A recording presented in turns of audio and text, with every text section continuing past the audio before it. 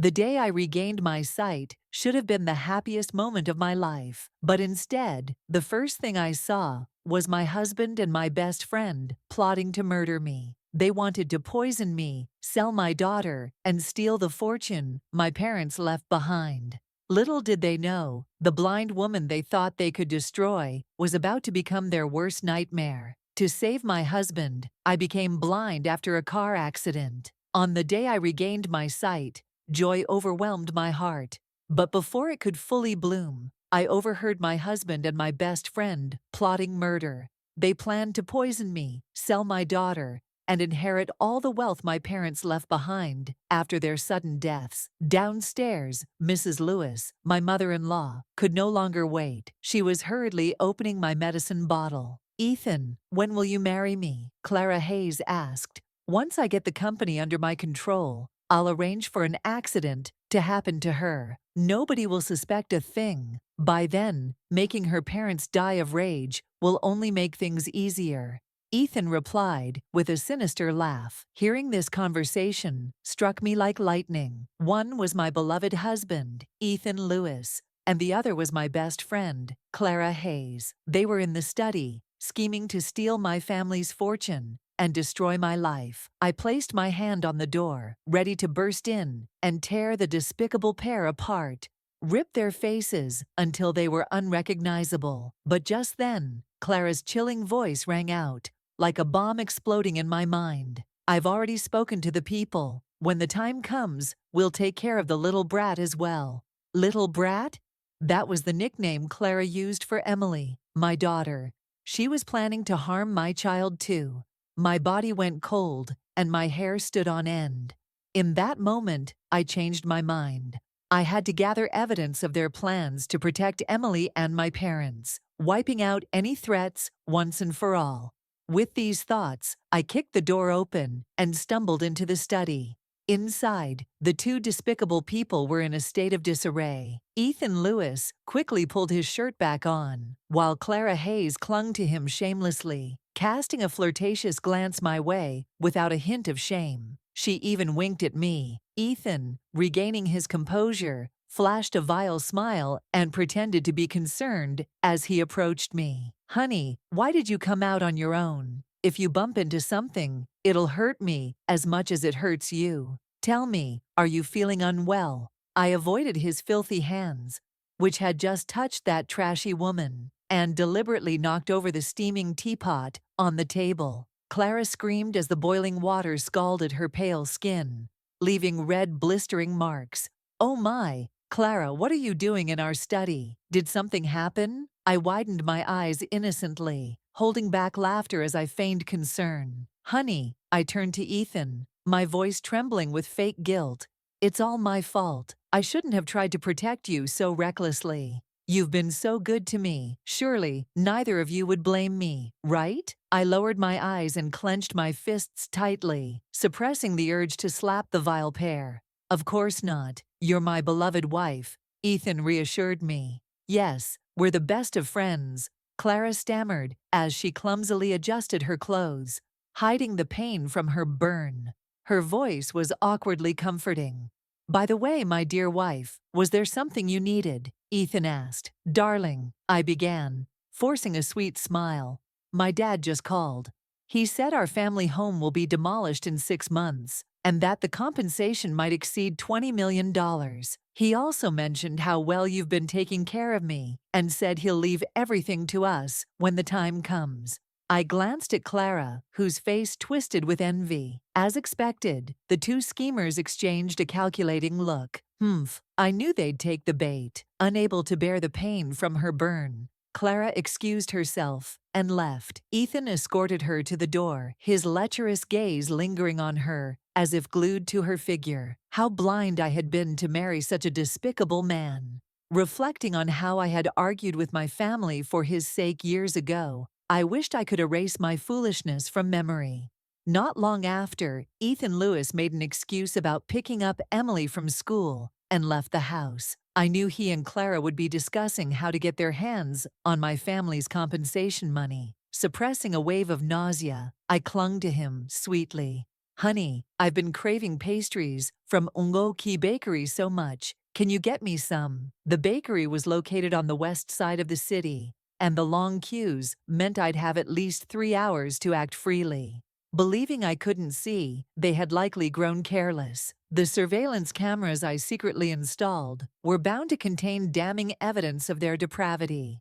True to form, the footage was vile. They had no shame, wrapping themselves around each other during meals, on the sofa while I was applying ointment, even on the staircase and in front of the bathroom door. Every corner of the house bore their despicable marks. The more I watched, the more my worldview crumbled, from anger to numbness, and finally, to a fiery thirst for revenge. Ethan Lewis and Clara Hayes, if you two wish to act like beasts, then enjoy being treated as such. I copied all the videos and uploaded them to cloud storage. Then I checked the kitchen camera, which only I knew about.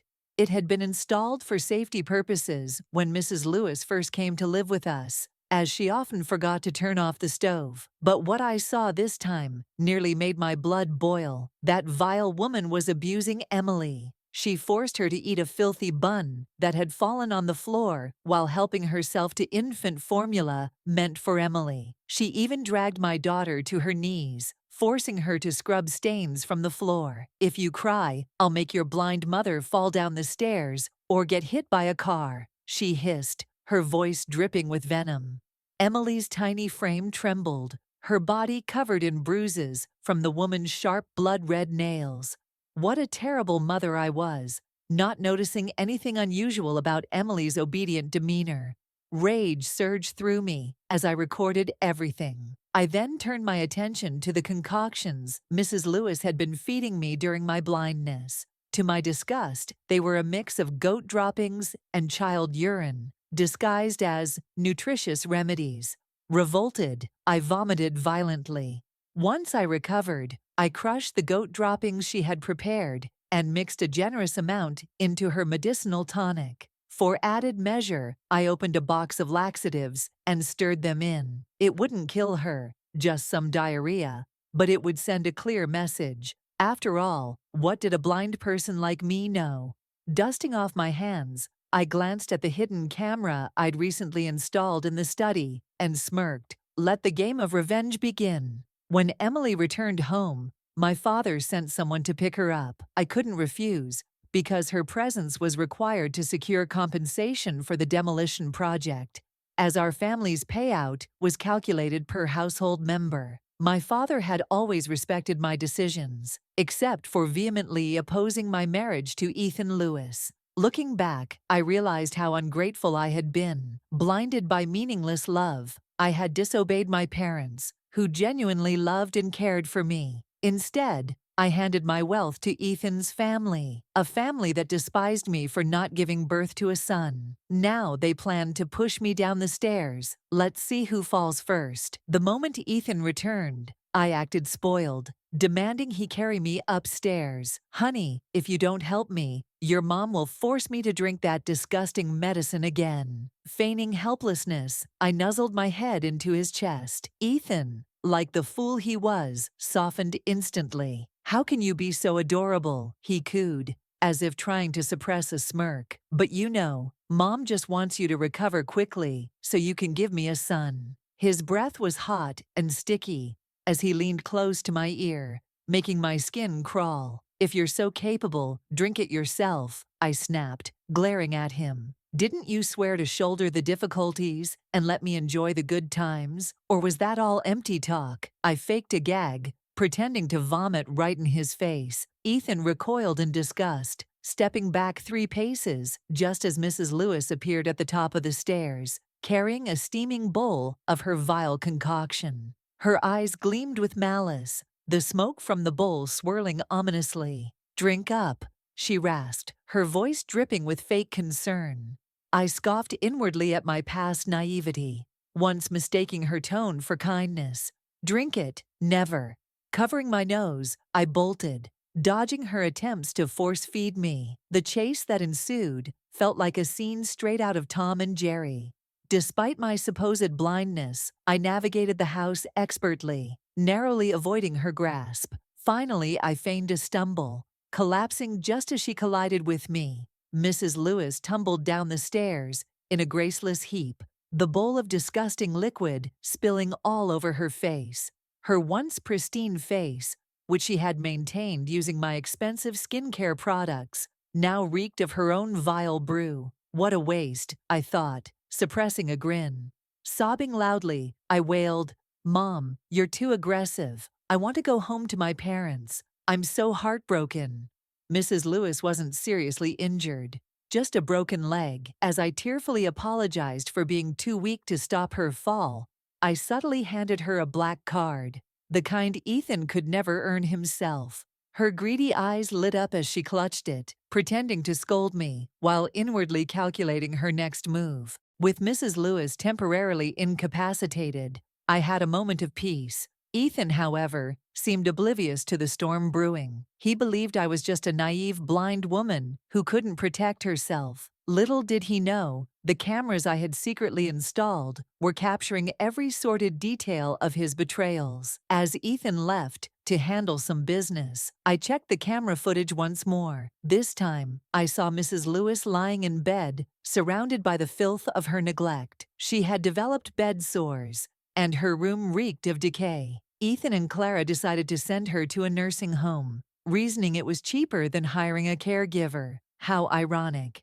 Years ago, when I first married Ethan, I spared no expense for his mother. I took her on vacations, bought her luxurious gifts, and ensured she received the best medical care. Now, the beloved son she adored had abandoned her to a cold, lonely facility. But I had no time to pity her. Recently, I had been feeling increasingly nauseous, unable to keep food down. My father insisted on taking me to a top hospital for a thorough checkup. "Ethan," I asked sweetly one evening, "do you think someone might be poisoning me? I've been feeling so unwell lately." Ethan hesitated, his brows furrowing slightly. I almost laughed at the subtle panic in his eyes. "Maybe we should have a seafood dinner tonight," I suggested. "Invite Clara over too. It might help lighten the mood." As I spoke, I rested my foot lightly on Ethan's lap, savoring the discomfort on his face. He nodded reluctantly, agreeing to my plan. That evening, while Ethan and Clara entertained themselves in the living room, I quietly reviewed the new footage from the cameras. The recordings were more valuable than gold. They showed Ethan and Clara discussing their schemes, with Clara gushing over Ethan's genius plans. Ethan even proudly displayed a notebook detailing the money he had funneled from my company and spent on Clara. Perfect, I thought. This will be their undoing. As the days went by, I continued to play the role of the clueless, helpless wife. Clara Hayes, confident in her growing influence over Ethan, became increasingly bold. One evening, she dared to flaunt her relationship with him in my presence, her smile dripping with false kindness. "Anna," she began, feigning concern. "You look so tired lately. Are you sure you're taking good care of yourself? You know, stress isn't good for your health." I smiled weakly, as if her words had struck a nerve. "Clara, you're right," I replied, my voice trembling. "It's been so hard, but I'm just lucky to have Ethan. He's been so supportive." I reached for the bracelet on my wrist, stroking it as if lost in thought. "This bracelet," I added, looking directly at Clara, "was a gift from Ethan.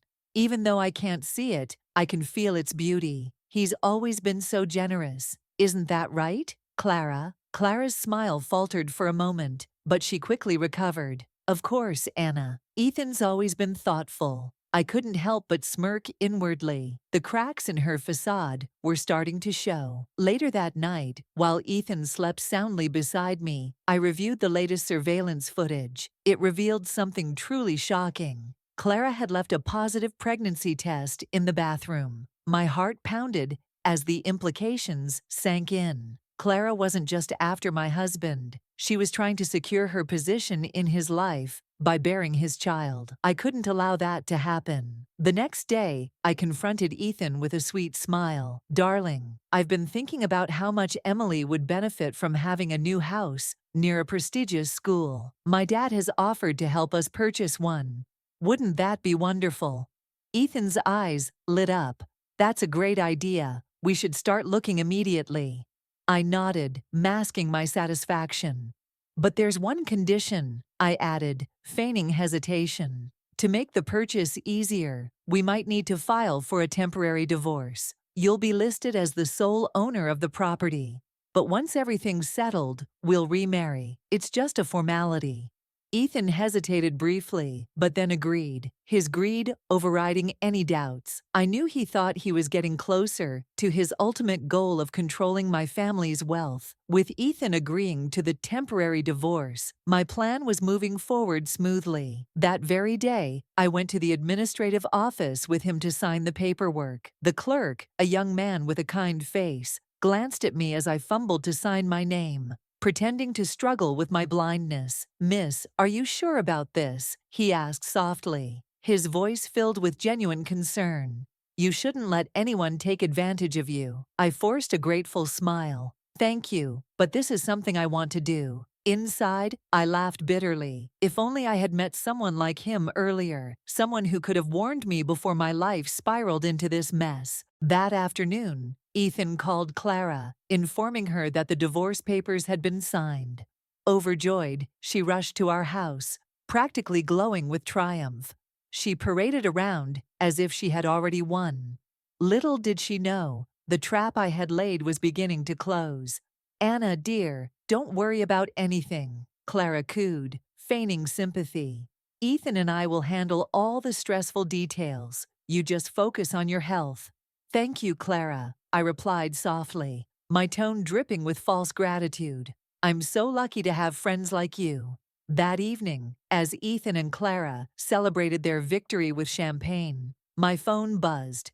It was a message from one of the company's longtime clients, warning me that creditors were starting to gather outside the office, demanding their money. I had expected this. After all, the financial chaos Ethan had created was about to implode. Ethan didn't even finish his glass of champagne before he received a call from his assistant. "Mr. Lewis," the voice on the other end stammered. "Creditors are at the company gates, and the police have been called. What should we do?" Ethan's face drained of color. He grabbed his coat and rushed out, leaving Clara behind in her flimsy dress. She looked startled, but quickly masked her irritation. "Anna," she sneered, "you should be more supportive of Ethan. He's been working so hard." "Oh, I know," I replied, with a sugary smile. "I'm sure he'll figure everything out." The following days were utter chaos for Ethan. The creditors were relentless, and the police began investigating financial discrepancies. To make matters worse, Clara started pressuring him to provide for her, claiming she needed security for their unborn child. Their once cozy relationship began to unravel under the weight of their shared greed.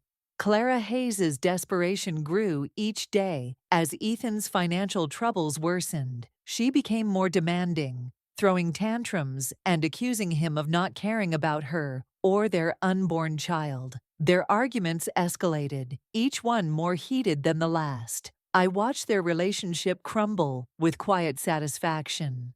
One evening, Clara stormed into my home, her face twisted with fury. "Anna," she spat, "do you know what Ethan's doing? He's planning to sell the house you gave him, the house you bought with your hard-earned money.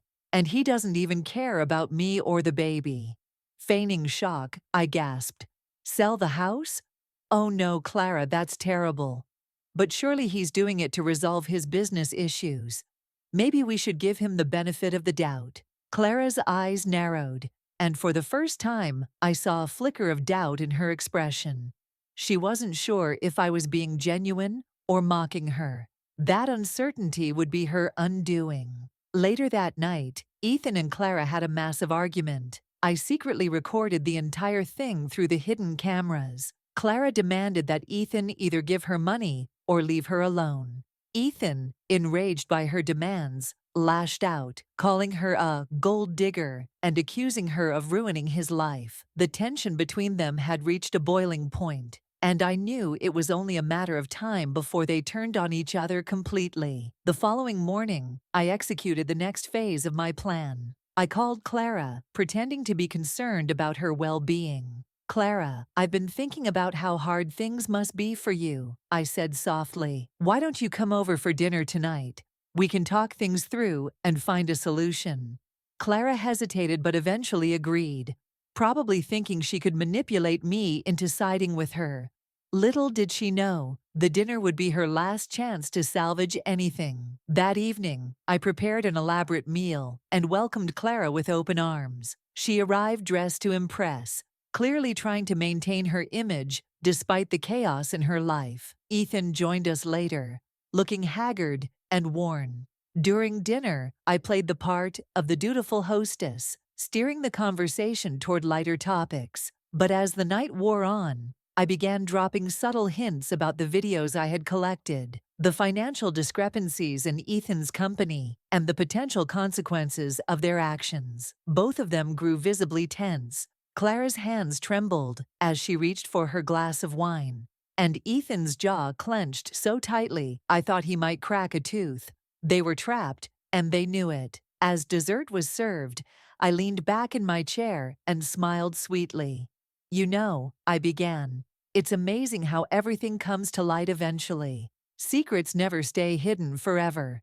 Clara froze, her face pale. What? What do you mean, Anna? Oh, nothing, I said, my tone light and airy. Just a thought. The dinner ended in awkward silence, but I knew I had planted enough seeds of doubt and fear. It was only a matter of time before they unraveled completely. The day after the tense dinner, I noticed Clara Hayes acting unusually restless. She had started contacting people, secretly, she thought, to arrange the sale of my daughter Emily to traffickers. The hidden cameras recorded every phone call and every sordid deal she made. My stomach churned with fury, but I forced myself to stay composed. This was the evidence I needed to destroy her. Meanwhile, Ethan Lewis began to crack under the mounting pressure, with creditors breathing down his neck and Clara demanding more and more from him. He turned to increasingly desperate measures. One night, I caught him on camera researching how to kill someone without leaving evidence. My lips curled into a bitter smile. He had no idea he was walking right into my trap. The final act of my revenge was nearing, and I could feel the thrill of victory coursing through me. I waited until Clara left the house one morning, then called her under the pretense of needing help. Clara, I said, my voice soft and vulnerable. Could you pick up a new set of skincare products for me? I can't see well enough to do it myself. The store I sent her to was located far from the city, and the roads leading there were narrow and dangerous. Knowing how much Clara loved expensive beauty products, especially ones I paid for, I was certain she would agree. Sure enough, the tracking device on Clara's car showed her heading straight for the store. I watched her progress in real time, the little red dot moving steadily on the map. Then, she stopped for over 40 minutes. I knew it had begun. By the time Clara's car resumed its journey, the erratic zigzag of her route indicated she was losing control. Ethan's handiwork with the tampered brakes and the yoga ball in her trunk had worked perfectly. Just as Clara's car approached a sharp curve, I called her. Clara, I said, feigning excitement, I have wonderful news. I've regained my sight. There was silence on the other end before Clara's panicked voice came through. What? What are you saying? I can see everything now, Clara. Everything. A loud crash echoed through the phone, and the call disconnected. I immediately dialed the police. My friend just had an accident. Please, send help. Clara Hayes survived the crash, but at a terrible cost. She lost her unborn child, and both her legs were crushed beyond repair. When I visited her in the hospital, she was pale and trembling, her eyes darting nervously toward Ethan, who sat silently by her bedside. Clara, I said gently, my eyes meeting hers, I'm so glad you're alive. I was so worried about you. She flinched at my words, her lips quivering. She knew I was no longer blind, and she suspected, no, she was certain, that I had orchestrated everything.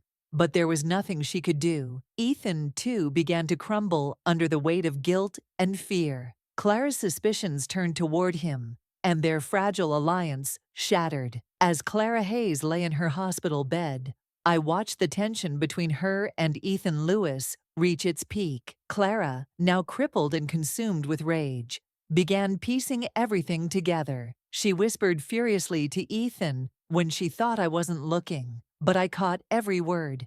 "Ethan, you sabotaged my car, didn't you?" she hissed. "You wanted to get rid of me and the baby, didn't you?"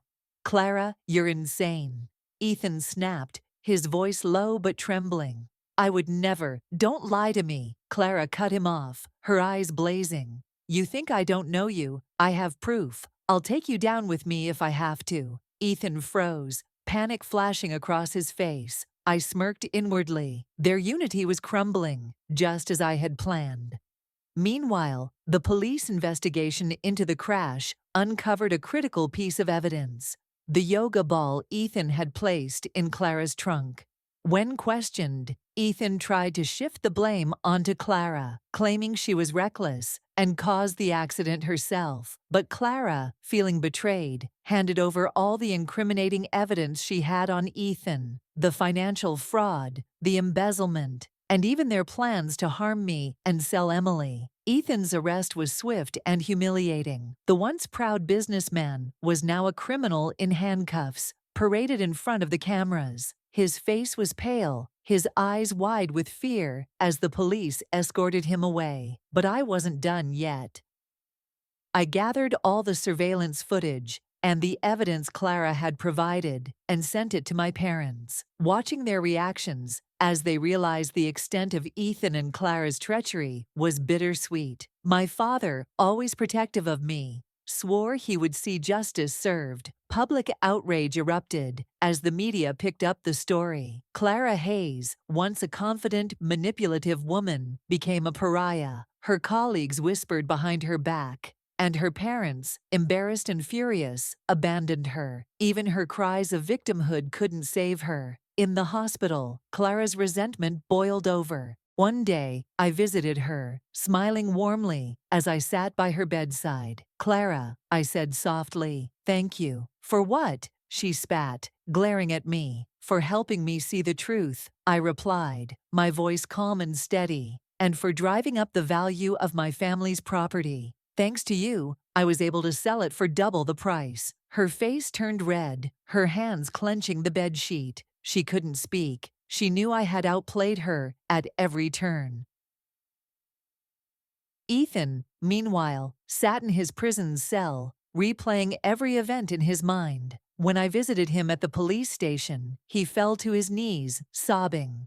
"Anna, I'm sorry. Please forgive me. I was blinded by greed, but I love you. Please, help me," he begged, his voice breaking. I looked down at him, my expression cold and unyielding. "You brought this on yourself, Ethan. Did you really think you could destroy my life and get away with it?" He tried to grab my hand, but I pulled away. "Goodbye, Ethan. I hope you enjoy the life you've chosen." As I walked out, his anguished screams echoed behind me. The media frenzy surrounding Ethan Lewis's arrest and Clara Hayes's downfall was relentless. Every sordid detail of their schemes, from the embezzlement to the attempted murder, was laid bare for the world to see. Ethan was now a public disgrace, and Clara, confined to a wheelchair, was left to face the consequences of her actions alone. But my revenge wasn't complete. There was still one more step. I visited Clara one final time at the hospital. Her once proud demeanor was gone, replaced by a hollow shell of a woman. When she saw me enter, her eyes filled with a mix of fear and hatred. "Anna," she croaked, her voice weak, "what more do you want? You've taken everything from me." I smiled gently, my expression almost pitying. "Clara, I just wanted to see you one last time. You see, I've arranged for you to move to a new facility, a place where you'll be taken care of." Her eyes narrowed. "What are you talking about?" "Oh, it's nothing to worry about," I said lightly. "It's the same nursing home where Mrs. Lewis is staying. You'll have plenty of time to reflect on your choices, together." Clara's face turned pale. She opened her mouth to protest, but no words came out. She knew she had no power left to resist. True to my word, Clara was moved to the nursing home. Reports soon began to surface about tensions between her and Mrs. Lewis. Apparently, Clara's attempts to assert dominance didn't go over well, and the older woman retaliated in unexpected ways. The irony was almost poetic. Meanwhile, Emily and I began rebuilding our lives. My parents welcomed us back with open arms, and for the first time in years, I felt truly at peace. Emily thrived under their care, her laughter filling the house like sunshine breaking through storm clouds. One evening, as I tucked her into bed, she touched my face with her tiny hands. "Mommy, are your eyes really all better now? You'll never go blind again, right?" I smiled, tears welling up in my eyes. "Yes, sweetheart, Mommy's eyes are fine now, and as long as my heart stays strong, I'll always be able to see clearly." Emily giggled and wrapped her arms around my neck. "I love you, Mommy." "I love you too, my little angel," I whispered, holding her close. My journey wasn't easy, but it had taught me valuable lessons. Love, trust, and loyalty were treasures to be shared with those who truly deserved them. Ethan and Clara had tried to take everything from me, but in the end, they only destroyed themselves. As I looked out the window that night, the stars seemed to shine a little brighter. I had survived, I had fought, and most importantly, I had won. Months passed, and the chaos that once engulfed my life began to fade into memory. Ethan Lewis faced a lengthy prison sentence, and Clara Hayes remained confined to the nursing home, her bitterness growing with each passing day. They had both been consumed by their greed, and now they were trapped in the consequences of their choices. As for me, I had found a sense of peace I never thought possible. My father, always the pragmatic one, helped me regain control of my company. Together, we restructured the business, ensuring it was stronger and more resilient than ever before. Emily thrived in her new school, her bright smile a constant reminder of why I had fought so hard. She loved spending time with my parents, and their bond grew closer every day. Watching her laugh and play with them filled me with gratitude for the family I still had.